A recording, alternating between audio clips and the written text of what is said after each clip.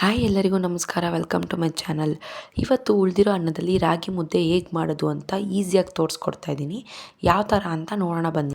ಮೊದಲಿಗೆ ಈ ಥರ ನಾನು ಬಾಣಲಿಯಲ್ಲಿ ಉಳಿದಿರೋ ಅನ್ನನ ಹಾಕ್ಕೊಂಡು ನೀರನ್ನ ಹಾಕ್ಕೊತಾ ಇದ್ದೀನಿ. ನೀರನ್ನ ನೀವು ಗ್ಲಾಸಲ್ಲಿ ನಿಮ್ಗೆ ಎಷ್ಟು ಮುದ್ದೆ ಬೇಕೋ ಅಷ್ಟು ನೀರು ಹಾಕ್ಕೋಬೇಕಾಗುತ್ತೆ. ಅನ್ನ ಇರೋದ್ರಿಂದ ರಾಗಿ ಹಿಟ್ಟು ಸ್ವಲ್ಪ ಹಾಕ್ಕೊಂಡ್ರೆ ಸಾಕಾಗುತ್ತೆ. ನೋಡಿ, ಈ ಥರ ಅನ್ನನ ಬಾಣಲಿಯಲ್ಲಿ ನೀರು ಹಾಕ್ಬಿಟ್ಟು ಸ್ಟವ್ ಮೇಲಿಟ್ಟು ಒಂದು ಸ್ವಲ್ಪ ಚೆನ್ನಾಗಿ ಕುದಿಯೋಕ್ಕೆ ಬಿಡಬೇಕು.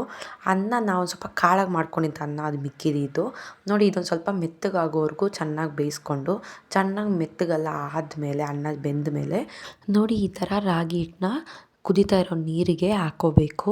ನಮ್ಗೆ 2 ಮುದ್ದೆ ಬೇಕಾಗಿತ್ತು, ದಪ್ಪ ಸೈಜ್ದು.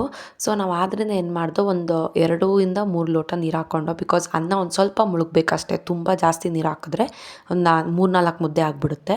ಸೊ ನಾವೊಂದು 2 ಮುದ್ದೆ ಸಾಕು ಅಂತ ಹೇಳ್ಬಿಟ್ಟು ಬರೀ ಅನ್ನ ಮುಳುಗೋವಷ್ಟು ಮಾತ್ರ ನೀರು ಹಾಕ್ಕೊಂಡು ನೋಡಿ, ಈ ಥರ ಚೆನ್ನಾಗಿ ಕುದಿಸ್ಕೊಂಡು ಅನ್ನನ ಬೇಯಿಸ್ಕೊಂಡು ಇನ್ನೊಂದು ಸ್ವಲ್ಪ ಅದಾದಮೇಲೆ ಚೆನ್ನಾಗಿ ಕುದೀತಾ ಇದ್ದಾಗ ಈ ಥರ ರಾಗಿ ಹಿಟ್ಟು ಹಾಕ್ಕೋಬೇಕು. ರಾಗಿ ಹಿಟ್ಟು ಹಾಕ್ಕೊಂಡು ನೋಡಿ, ಈ ಥರ ಹಾಕಿದ್ರೂ ಆ ಥರ ಮಿಡಲಲ್ಲಿ ಇನ್ನೊಂದು ನೀರು ಕುದೀತಾ ಇರೋದು ಬಬಲ್ಸ್ ಬರ್ತಾ ಇರೋದು ನಿಮ್ಗೆ ಕಾಣಿಸ್ತಿದೆ ಅಂದರೆ ಇನ್ನೊಂದು ಸ್ವಲ್ಪ ರಾಗಿ ಹಿಟ್ಟು ಹಾಕಬೇಕು ಅಂತ ಅರ್ಥ.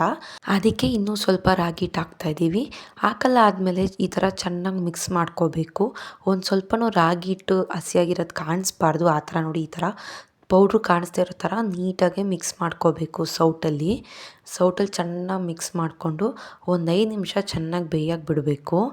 ರಾಗಿ ಮುದ್ದೆ ನಮಗಿಲ್ಲಿ ಒಂದು ಸ್ವಲ್ಪ ಗಟ್ಟಿಯಾಗಿರಬೇಕು. ಸೊ ಅದಕ್ಕೆ ಅಂತ ಹೇಳ್ಬಿಟ್ಟು ಈ ಥರ ಫುಲ್ ಗಟ್ಟಿಯಾಗಿ ಮಾಡ್ತಾಯಿದ್ದೀವಿ. ಸ್ವಲ್ಪ ಜನಕ್ಕೆ ಇನ್ನೊಂದು ಸ್ವಲ್ಪ ಸಾಫ್ಟಾಗಿ ಬೇಕು ಅಂದರೆ ನಾವು ಆವಾಗಲೇ ಒಂದು ಸ್ವಲ್ಪ ಜಾಸ್ತಿ ಹಾಕಿದ್ವಲ್ಲ ರಾಗಿ ಹಿಟ್ಟು ಲಾಸ್ಟಲ್ಲಿ ಒಂದು 2 ಸ್ಪೂನು. ಸೊ ಅದನ್ನ ನೀವು ಮೈನಸ್ ಮಾಡ್ಕೋಬೋದು, ಪ್ರಾಬ್ಲಮ್ ಇಲ್ಲ. ಒಂದು ಸ್ವಲ್ಪ ಸಾಫ್ಟಾಗಿ ಬರುತ್ತೆ. ರಾಗಿ ಮುದ್ದೆ ಆಗಿತ್ತು. ಆ ರಾಗಿ ಮುದ್ದೆ ಹೇಗೆ ಗೊತ್ತಾಗುತ್ತೆ ಆಗಿದೆ ಅಂತ ಅಂದರೆ ಅದ್ರದ್ದು ಸ್ಮೆಲ್ ಬರುತ್ತೆ, ಚೆನ್ನಾಗಿ ಬೆಂದಿದೆ ಅಂತ ಅದ್ರ ಸ್ಮೆಲ್ ಘಮ ಬರುತ್ತೆ. ಸೊ ರಾಗಿ ಸ್ಮೆಲ್ ಬಂದರೆ ರಾಗಿ ಮುದ್ದೆ ಆಗಿದೆ ಅಂತ ಅರ್ಥ. ಈ ಥರ ಮತ್ತು ಕೈಯಲ್ಲಿ ಒಂದು ಸ್ವಲ್ಪ ನೀರು ಮಾಡಿಕೊಂಡು ಅದನ್ನ ಮುಟ್ಟು ನೋಡಿ, ಆವಾಗ ನಿಮಗೆ ಕೈಗೆ ಅಂಟ್ಕೊತಾ ಇಲ್ಲ ಅಂದರೆ ರಾಗಿ ಮುದ್ದೆ ಆಗಿದೆ ಅಂತ ಅರ್ಥ. ಸೊ ಅದೆಲ್ಲ ಆದಮೇಲೆ ಈ ಥರ ನಾವು ಕಲ್ಲನ್ನ ಒರೆಸ್ಕೊಂಡಿದ್ದು ಅದ್ರ ಮೇಲೆ ಎಲ್ಲ ಹಾಕ್ಕೊಂಡು ನೋಡಿ, ಈ ಥರ ನಮ್ಗೆ ಯಾವ ಥರ ಸೈಜಲ್ಲಿ ಬೇಕೋ ಆ ಸೈಜಲ್ಲಿ ಅಷ್ಟು ಸೈಜಲ್ಲಿ ನಾವು ಮುದ್ದೆ ಕಟ್ಕೋಬೇಕು. ನೋಡಿ, ನಮ್ಗೊಂದು ಸ್ವಲ್ಪ ಮೀಡಿಯಮ್ ಸೈಜ್ ದಪ್ಪದಾಗೆ ಇರಬೇಕು, ಗಟ್ಟಿಯಾಗಿರುತ್ತೆ. ನೋಡಿ, ಈ ಥರ ಗಟ್ಟಿಯಾಗೆ ಚೆನ್ನಾಗಿ ಬರುತ್ತೆ. ಅನ್ನದಲ್ಲಿ ಮಾಡೋ ರಾಗಿ ಮುದ್ದೆ ಒಂದು ಸ್ವಲ್ಪನೂ ಗಂಟು ಬರಲ್ಲ. ತುಂಬಾ ಈಸಿಯಾಗೆ ಬೇಗ ಮಾಡ್ಬೋದು, ತುಂಬಾ ಚೆನ್ನಾಗಿರುತ್ತೆ.